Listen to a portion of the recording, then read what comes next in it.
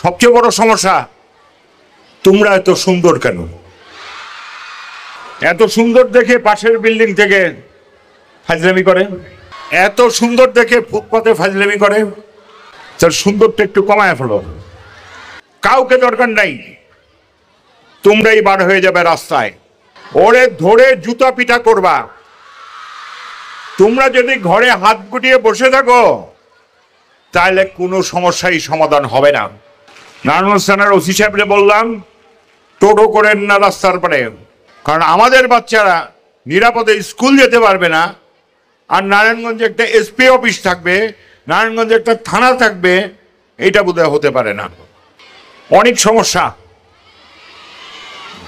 সবচেয়ে বড় সমস্যা, তোমরা এত সুন্দর কেন? এত সুন্দর দেখে পাশের বিল্ডিং থেকে ফাজলামি করে, এত সুন্দর দেখে ফুটপাতে ফাজলামি করে। তার সুন্দরটা একটু কমায় ফেলো, সুন্দরটা একটু কমায় ফেলো। আর যদি কোনো পুলিশের ভরসা করবে না, যদি এই ধরনের কোনো ঘটনা ঘটে, কাউকে দরকার নাই, তোমরাই বার হয়ে যাবে রাস্তায়, ওরে ধরে জুতা পিটা করবা।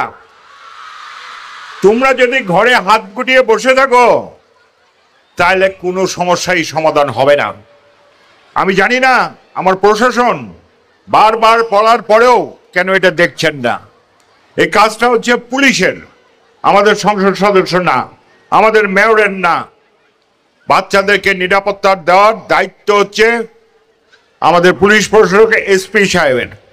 আমি তাকে অনুরোধ করলাম সাংবাদিকদের বাইরের মাধ্যমে, এই যে বাচ্চাদের কষ্ট, এই যে বাচ্চাদের দুঃখ, এর থেকে আপনি তাদেরকে উদ্ধার করেন, উদ্ধার করেন। এর থেকে আপনি যদি উদ্ধার না করেন তাহলে আমরা আপনার এগেনস্টেই কথা বলবো, কারণ আমাদের বাচ্চারা নিরাপদে স্কুল যেতে পারবে না।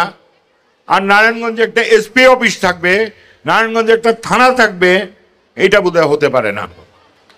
আমরা প্রয়োজনে সব বাচ্চাদেরকে, অন্য অন্য স্কুলের বাচ্চাদেরকে নিয়েও এই নিরাপত্তার জন্য আমরা দাঁড়াবো।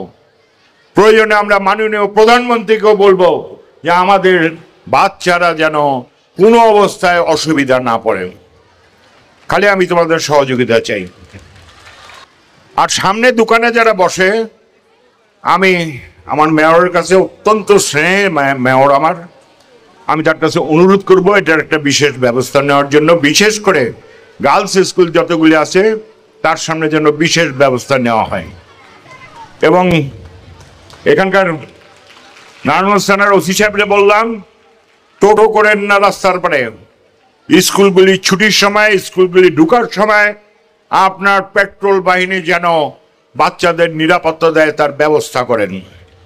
স্কুলগুলির সামনে আপনি গার্ড দেওয়ার ব্যবস্থা করেন, এটা আপনাদের নৈতিক দায়িত্ব।